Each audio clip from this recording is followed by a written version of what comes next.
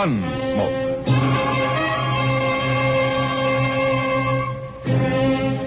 Around Dodge City and in the territory on West, there's just one way to handle the killers and the spoilers, and that's with a U.S. Marshal and the smell of Gunsmoke.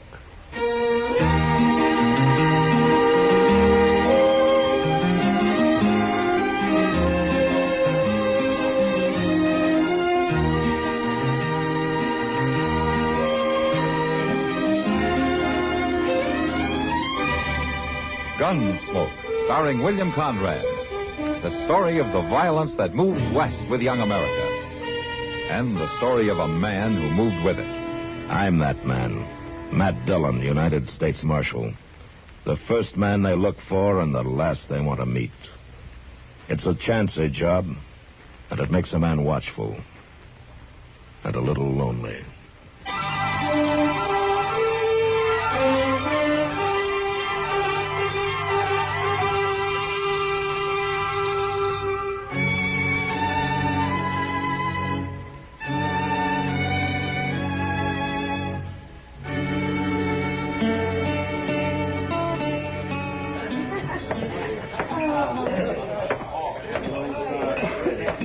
Doggone it, Mr. Dillon. One of these here days, I'm just going to shake the dust of Dodge City off of my boots for good. Sure, I know it, Chester. How much you lose this time? $11.20. Who said anything about losing? Well, every time you sit in on one of those draw games, the boys whipsaw you, and you threaten to pull stakes and leave town. And one of these times, I'm going to do it, too. Sure, and the first thing you look for in the next town will be a draw poker table. Well, maybe I ought to change to stud or blackjack.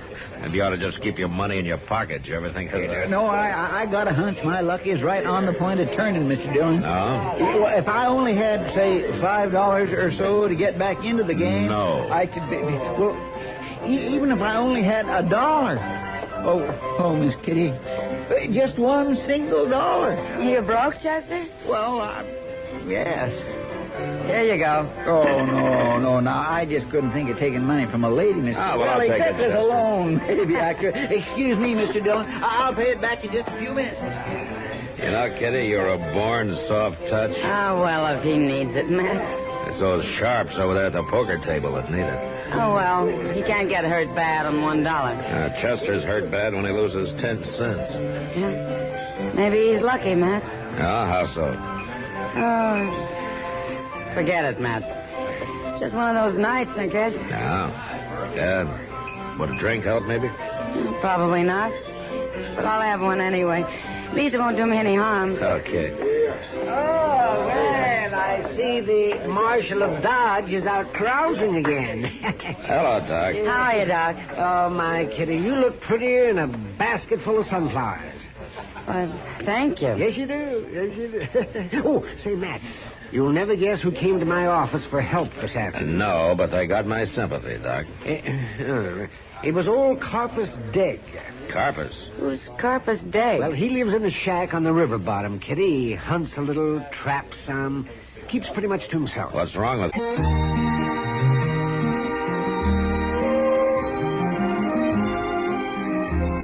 Oh. Died of what? A bullet wound.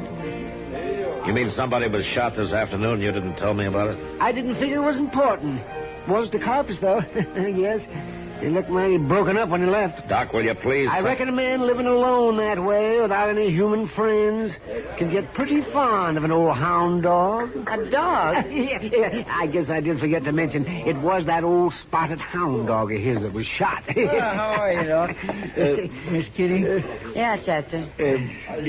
Do you think maybe you can get by till payday for that $1? Forget it, Chester. Yes, forget it, Chester. No use looking at me, Chester. No, I was just thinking... Doc, did Carpus have any idea who shot his dog? If he did, he wasn't saying. But from the look on his face when he walked out, I'm glad it wasn't me. Well, now, why would anybody do a thing like that?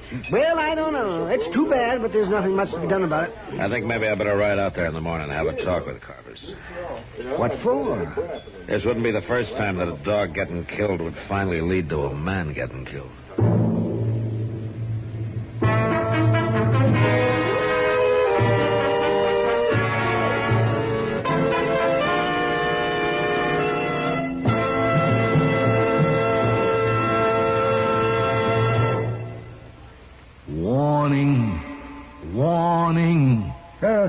What's the matter? Well, I have a warning for all eligible dependents seeking medical care at government expense from civilian sources. Well, so all right already. Be sure the physician and hospital are participating in the Medicare program before beginning treatment. Well, so my dependents have checked. Now what? They should make sure they use their ID card to obtain only that medical care to which they are entitled. Misuse of the ID card is punishable by a fine of up to $10,000 or imprisonment of up to 5 years. For a couple of aspirins? Don't take chances. Read the pamphlet, Dependents, Medical Care Program. Oh, no, that's what I call scare advertising.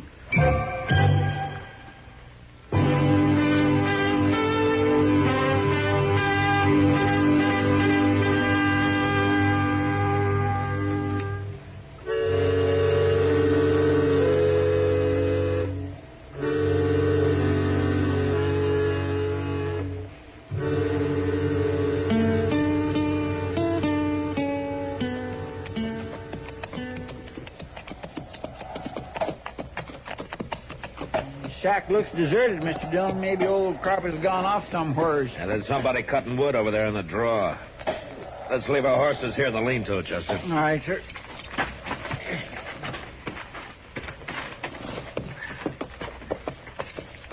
Man, it'd have to be a little ouchy to want to live out here all alone this way.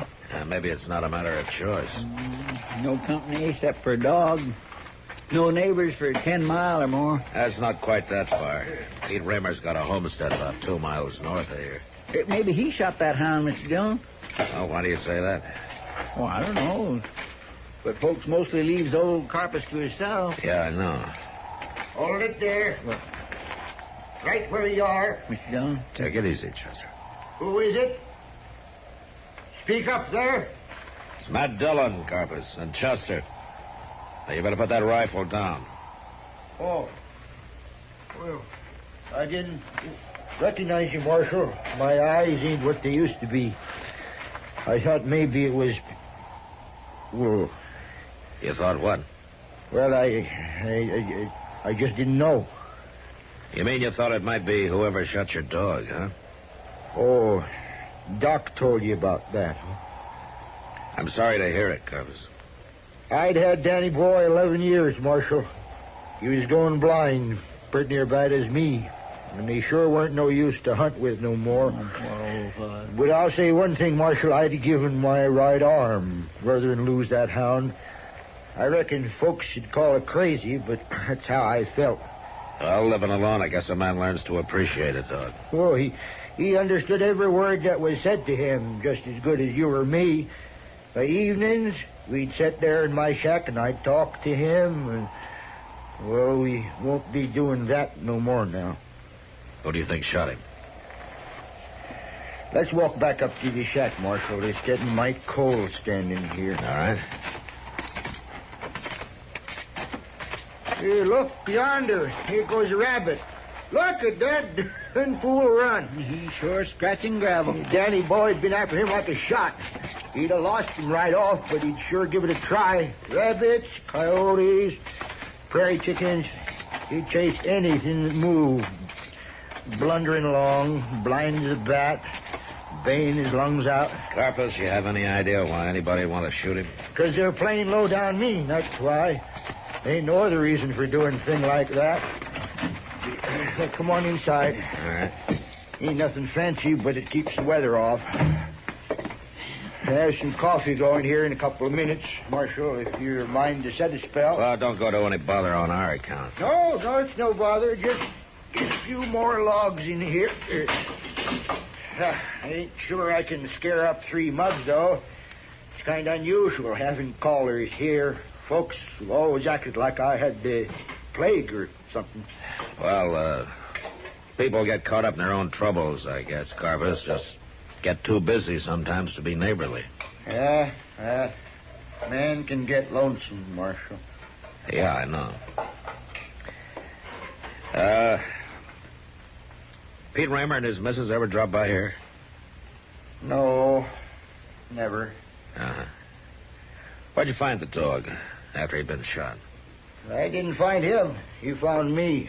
He come dragging himself back here to the cabin. I rushed him right into dock, but it was too late. And you don't know where it happened, then? Yes, I know. I followed his trail back this morning. It was on a brushy draw, about a mile from here. Toward the Raymer place? You know, more or less. I'll take care of it, Marshal. You just stay out of it. Laws for people and not for dumb animals. Your dog wasn't shot by a dumb animal, Carpus. I'll settle it in my own way. And you know who did it? Well, I know, all right. Now, see, they pay for it, too. That kind of paying for it gets out of hand sometimes. I'm the one that suffered the loss. It's my concern, not the law. Carpus, come out here. Somebody's out there in the yard. You hear me? Get on the floor. Well, it seems like one of your neighbors has finally come calling on you, Carpus.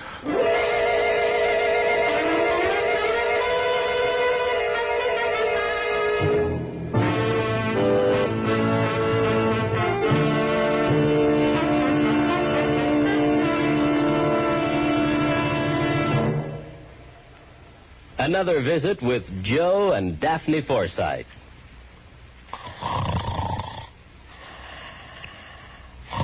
Joe. Joe.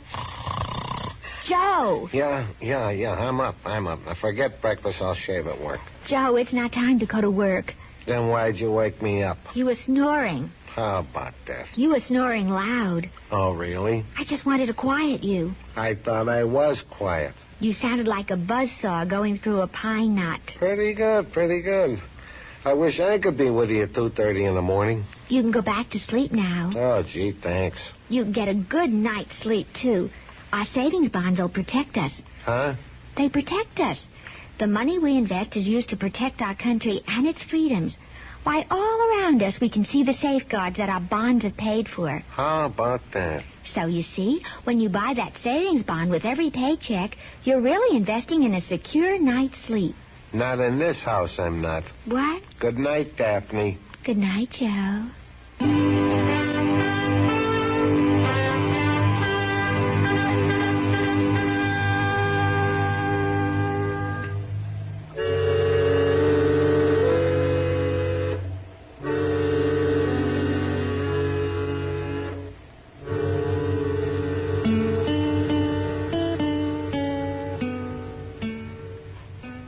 That's Pete Raymer out there, Marshal.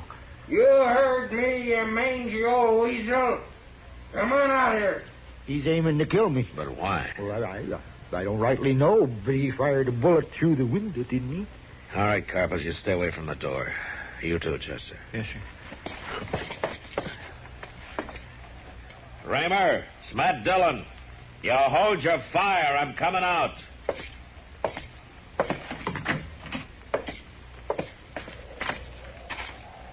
I didn't know you was in there, Marshal. No, I guess you didn't.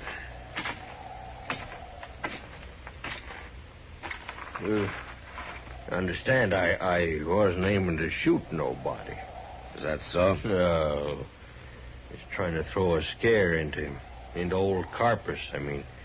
Bring him to his senses, maybe. Has he been out of his senses? Well, he sure act like it. Marshal, you know what he done this morning? He tried to shoot my kid's dog. Yeah. Snuck up through the brush, took a shot at her. Sonny seen him do it. Any idea what'd cause him to do a thing like that? Oh, dang if I know. He's just crazy, I reckon. He always been a mite touched. You know that. That's why folks around here just stay shy of him. Well, that might work both ways, Raymer. How's that? Being lonesome, acting strange. They kind of go together sometimes. Yeah, maybe.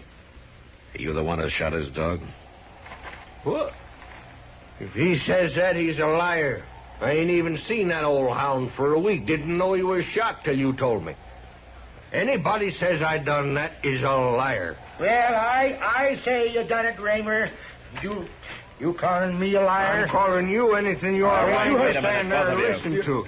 Marshal, is that what he told you, that I killed his dog? No, he didn't tell me anything. He said he'd take care of it himself. Yes, and I will, too. That's what you was doing, sneaking around my place this morning. An eye for an eye, a tooth for a tooth. It's the law of the scripture. All right, you just take warning from me right now. I catch you around my place one more time, I'm going to put a bullet in you. Well, I ain't too bad to shot myself. You better be a good shot if you get All right, shut up, both of you. Place. Shut up.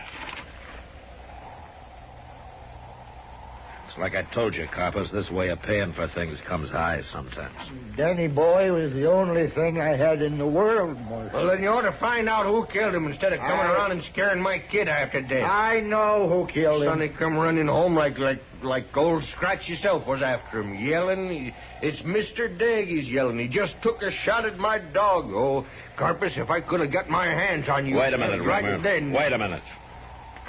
Is that really what he said?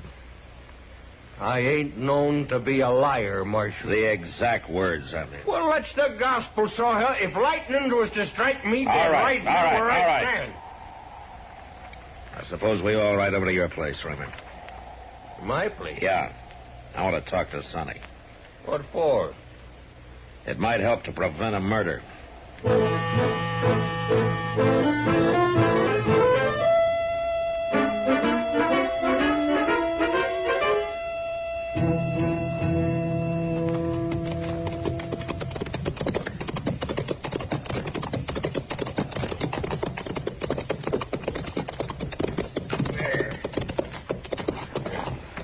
Well, there's the kid, Marshal. Right there in front of the barn.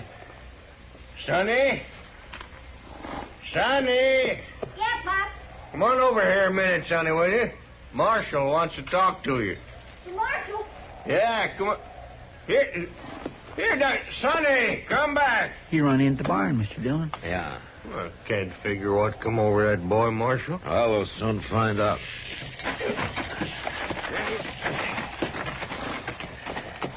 Maybe it'd be better if you and Carpus stayed here with the horses, Kramer. You say so? Keep an eye on him, Chester. Don't let him get into an argument. All right, sir. Can't figure why Sonny'd run into that barn. Anyway, just like you see the goat. Don't figure why the Marshal.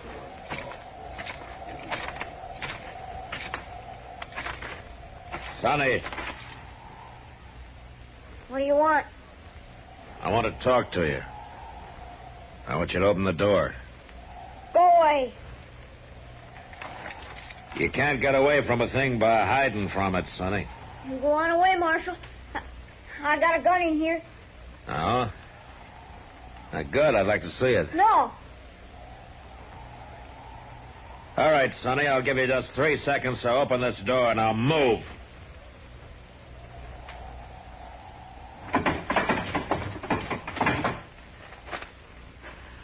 All right, Marshal. Go ahead and arrest me if you want to, but please don't let Mr. Digg shoot Nellie. He won't. He tried to this morning. That's why I got her tied up here in the barn. Now, why do you suppose he did it, Sonny? Why, to get even because I... Well, I guess you know about it, don't you? Know about what? It was an accident, Marshal. Cross my heart it was. I was after an old coyote, and he run into that brush patch. And I went in after him and seen something moving. I thought it was him, so I fired. Only it wasn't. It was that old hound dog of Mr. Digg's. Oh. A man should never pull a trigger unless he's sure what he's got in his sights, Sonny. Yes, sir, I know. Pop always told me that, but I just forgot. Now I have to go to jail and... Now, you stop that kind of talk. You're not going to jail. Hey, Carpus, come over here, will you? You too, Raymer. I was scared that you would happen because I knew Pop would be mad, and I didn't think anyone would believe me. What is it, Marshal? Carpus, it was the boy here who shot your dog. It was? I didn't mean to do it, Mr. Digg. I thought it was a coyote, but it was old Danny boy. Oh, I know how you like that old hound. I sure feel awful about it. Are you sure it was an accident? Yes, sir, it was. Honest, it was. Well... Nellie's going to have pups in a couple of weeks, Mr. Digg. And I'll let you have your choice of the litter. Any one of them you want. Well, no. That hound of mine was a trained hunter, Sonny.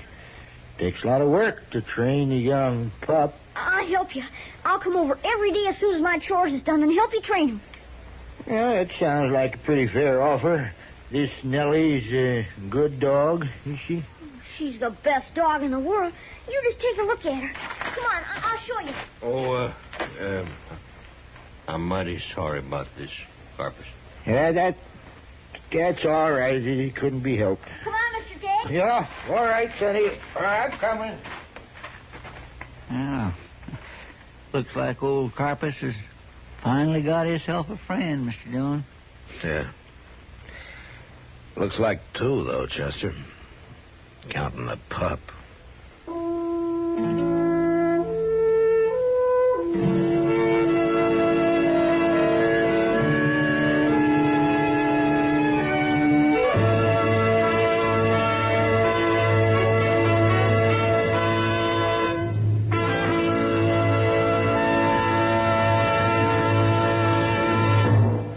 According to Thomas Jefferson, equal justice to all men, regardless of their political or religious beliefs, is an essential principle of our political philosophy. The amendments to our Constitution spell out what we mean by justice. For example, no one can conduct an unreasonable search of our homes or businesses, or seize any of our belongings. We can't be held for a capital or infamous crime unless we are first indicted by a grand jury. And we are entitled to a speedy and a public trial by an impartial jury. The accused has a right to confront the witnesses against him, and he can force witnesses who could aid his case to testify. Of course, he cannot be made to testify against himself. He is entitled to the help of a lawyer, and he cannot be deprived of life, liberty, or property without due process of law. These are definitions in our Dictionary of Freedom.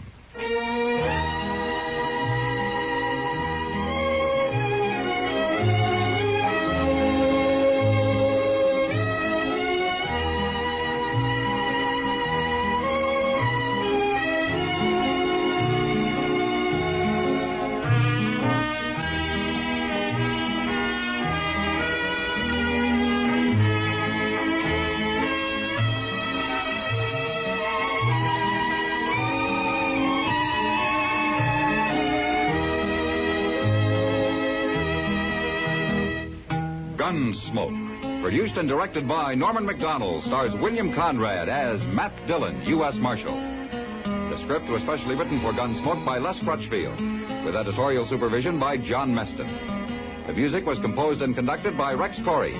Sound patterns were by Ray Kemper and Bill James. Featured in the cast were Parley Bear as Chester, Howard McNear as Doc, and Georgia Ellis as Kitty. George Walsh speaking.